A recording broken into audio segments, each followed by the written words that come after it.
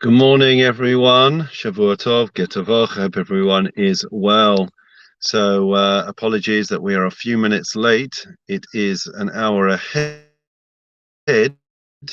after the clock changed last night, and obviously everything is running slightly behind schedule. I want to continue with our theme. It was a beautiful, beautiful Shabbos by any stretch of the imagination to have the Hachnos Sefer Torah, the inauguration, induction of a new Sefer Torah, dancing through the streets of Woodside Park with hundreds of people joining us. It really was memorable, to put it mildly. There's an episode in the Talmud regarding Rabbi Chanina ben Tradion. Rabbi Chanina ben Tradion was a contemporary of one of the great scholars like Rebbe Kiva, who lived at the time of the Roman occupation of Israel and in the Second Temple era. And he also taught Torah publicly, and it was under the fear of execution. And sure enough, the Romans caught him, and they did something. They didn't just decide to execute him. They wrapped him in a Sefer Torah. They wrapped his body in a Sefer Torah, and they set him alight. But in order that he shouldn't burn quickly, in other words, it should be an exceptionally, excruciatingly painful death. Therefore, they chose to put wool, I think like a wool, something like pieces of wool that were wet, moist, and therefore it would slow down the burning process. And his students were watching this, crying. And as the Sefer Torah was being burned, which surrounded him, which was the fuel for this fire, Rabbi Chanina said, he tried to offer consolation to his students, and he said, the parchment may be being burnt, but the letters are flying up to heaven. What exactly did Rabbi Chanina ben Tradion mean? At the end of the day, the Sefer Torah was destroyed, and he was murdered. The answer is that, and this is a fundamental concept that we have to get our heads around, a Sefer Torah is not meant to be an inanimate object. The Torah is not something which stays on the parchment. It is meant to be a living Torah, a living, breathing entity which comes to life, and therefore is able, the principles of the Torah don't sit on the page, but there's something that we live through our daily existence. And in the same way that we have that a Torah sage is meant to become the very embodiment of the Torah, a living, breathing Torah.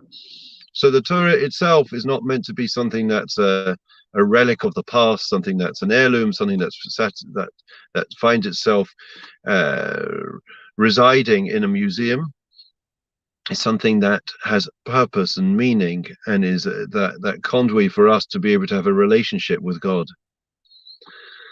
And it's interesting to note that in the Gemara Makkah says that at one point the students would stand up whenever a Sefer Torah went past. We know we all stand up for a Sefer Torah as a sign of respect and honor to the Torah. But when the great sages walked past, they didn't stand up for them. And they were rebuked.